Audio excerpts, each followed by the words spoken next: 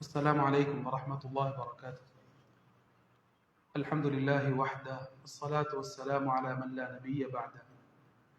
அன்புக்குரியவர்களே, கண்ணியமானவர்களே, ஒரு மனிதர் ஒரு கூட்டத்தை விரும்பினால் அந்த கூட்டத்துடன் நாளை மறுமை நாளையிலே எழுப்பாட்டப்படுவார். நல்ல மனிதர்களை நாம் உலகத்திலே நேசித்தால், அவர்களை விரும்பினால் நாளை மறுமை நாளையிலே நல்ல மனிதர்களுடன் எழுப்பாட்டப்படுவோம். மோசமான மனிதர்களை நமது நண்பர்களாக, நாம் நேசிக்கும் நபர்களாக மாற்றிக்கொண்டால் அவர்களுடன் நாளை மறுமை நாளையிலே எழுப்பாட்டப்படுவோம் என்று நபி ஸல்லல்லாஹு அலைஹி வஸல்லம் சொன்ன ஹதீஸ் புகாரியிலே பதிவாகி இருக்கின்றது. இந்த ஹதீஸ் எம் அனைவரையும் சிந்திக்க தூண்டக்கூடிய ஒரு முக்கியமான ஹதீஸாக இருக்கின்றது. நபி ஸல்லல்லாஹு அலைஹி வஸல்லம் சொன்னார்கள், நீங்கள் எப்படி வாழ்கின்றீர்களோ அப்படியே நீங்கள் மரணிப்பீர்கள். உலகத்திலே எப்படிப்பட்ட வாழ்க்கை நீங்கள் வாழ்ந்து கொண்டிருக்கின்றீர்கள், உங்களது வாழ்க்கை எப்படி இருக்கின்றது? அல்லாஹ்வுடைய சிந்தனையுடன், மார்க்கம் காட்டிய முறையிலே மஸ்ஜிதுடன் இருக்கின்றதா? நீங்கள் அப்படியே மரணிப்பீர்கள். எப்படி நீங்கள் மரணிப்பீர்களோ அப்படியே எழுப்பாட்டப்படுவீர்கள். நீங்கள் உலகத்திலே நல்லவர்களாக மரணித்தால் நல்லவர்களாக நீங்கள் எழுப்பாட்டப்படுவீர்கள். எந்த நிலைமையில் நீங்கள் மரணிப்பீர்களோ அப்படி எழுப்பாட்டப்படுவீர்கள். சுஜூதில் இருந்து கொண்டு மரணித்தால் நீங்கள் சுஜூதி செய்தவர்களாக எழுப்பாட்டப்படுவீர்கள். கண்ணியமானவர்களே, ஸல்லல்லாஹு அலைஹி வஸல்லம் அவர்கள் இந்த ஹதீஸிலே சொல்கின்றார்கள், ஒரு மனிதர் ஒரு மனிதரை, ஒரு கூட்டத்தை நேசித்தால் அவர்களுடன் நாளை மறுமை நாளையிலே எழுப்பாட்டப்படுவார். ஒரு சஹாபி வருகின்றார், வந்து சொன்னார், யா ரசூலல்லாஹ், நான் உங்களை நேசிக்கின்றேன், ஆனால் நாளை மறுமை நாளையிலே உங்களுடன் இருக்க முடியாதோ என்று நான் பயப்படுகின்றேன். வீட்டில் இருக்கும் பொழுது உங்களது ஞாபகம் வந்து விட்டால் ஓடோடி வந்து நான் பார்க்கின்றேன். ஆனால் நாளை சொர்க்கம் நினைந்து விட்டால் நீங்கள் நபிமார்களுடன் உயர்ந்த அந்தஸ்திலே இருப்பீர்கள், நான் தாழ்ந்த அந்தஸ்தில் இருப்பேன் என்று அந்த சஹாபி சொன்னார். அல்லாஹ் சுப்ஹானஹு வ தஆலா ஆயத்தை இறக்கினான், وَمَن يُطِعِ اللَّهَ وَالرَّسُولَ فَأُولَٰئِكَ مَعَ الَّذِينَ أَنْعَمَ اللَّهُ عَلَيْهِمْ مِنَ النَّبِيِّينَ وَالصِّدِّيقِينَ وَالشُّهَدَاءِ وَالصَّالِحِينَ. யார் அல்லாஹ்வுக்கும் அல்லாஹ்வுடைய ரசூலுக்கும் கட்டுப்பட்டு வாழ்வார்களோ, தனது வாழ்க்கையை அல்லாஹ் ரசூல் காட்டிய முறையிலே அமைத்துக் கொள்வார்களோ, அல்லாஹ்வுடைய பாக்கியத்தை பெற்ற நபிமார்களுடன், சித்திகீன்களுடன், சுஹதாக்களுடன், சாலிஹீன்களுடன் இருப்பார் என்று அல்லாஹ் சுப்ஹானஹு வ தஆலா அவர் கேட்ட கேள்விக்குரிய பதிலை குர்ஆன் ஆயத் மூலமாக சொன்னார். ஸல்லல்லாஹு அலைஹி வஸல்லம் சொன்னார்கள், அல் மர்உ மஅ மன் அஹப், ஒரு மனிதன் யாரை நேசிக்கின்றானோ அவர்களுடன் இருப்பார். சஹாபாக்கள் சொல்கின்றார்கள், நபி ஸல்லல்லாஹு அலைஹி வஸல்லம் அவருடைய இந்த ஹதீஸை வைத்து எமக்கு ஏற்பட்ட சந்தோஷத்தை போன்று வாழ்நாளிலே சந்தோஷம் ஏற்பட்டதே கிடையாது. காரணம், எமது நபி முஹம்மது ஸல்லல்லாஹு அலைஹி வஸல்லம் அவர்களை நாம் நேசிக்கின்றோம், அவர்களுடன் நாளை மறுமை நாளையிலே இருப்போம் என்ற சந்தோஷம் எமது வாழ்நாளிலே இது போன்ற சந்தோஷம் ஏற்பட்டதே கிடையாது என்று சஹாபாக்கள் சொல்லி காட்டுகின்றார்கள்.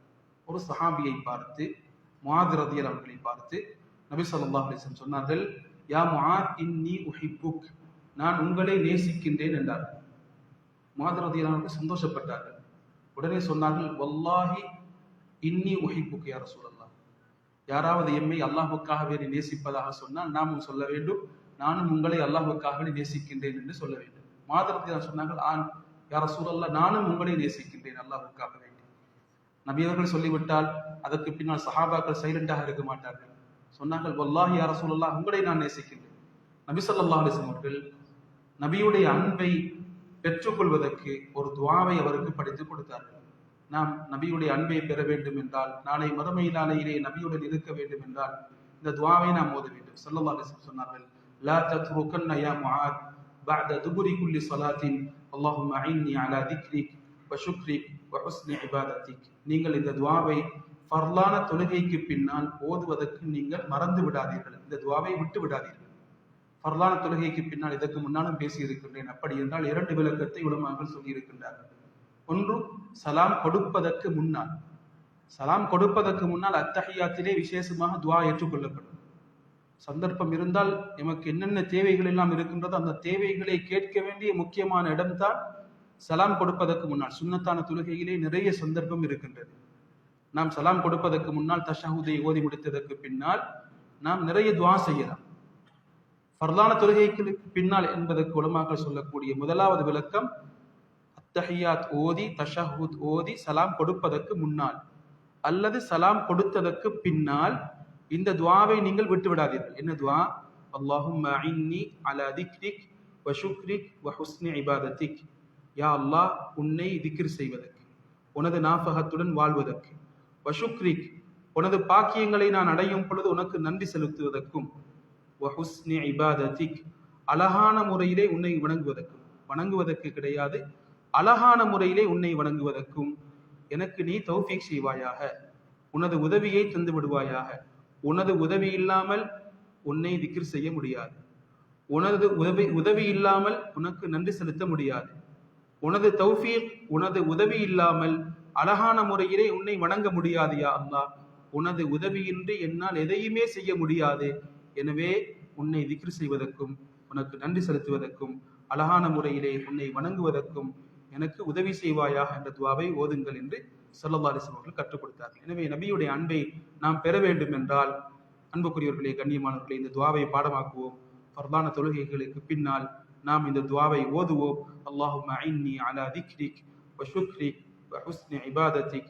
அல்லாஹும்ம அஇன்னி அலா திக்ரிக் வ ஷுக்ரிக் வ ஹுஸ்னி இபாதத்திக். நாளை மறுமை நாளையிலே நபியுடைய அன்பை பெற்று ஒன்றாக சொர்க்கத்தில் இருக்கக்கூடிய பாக்கியத்தை எம் அனைவருக்கும் அல்லாஹ் தந்தருள்வானாக. வாஹிர் தஅவானா அல்ஹம்துலில்லாஹி ரப்பில் ஆலமீன். வஸ்ஸலாமு அலைக்கும் வரஹ்மத்துல்லாஹி வபரகாத்துஹு.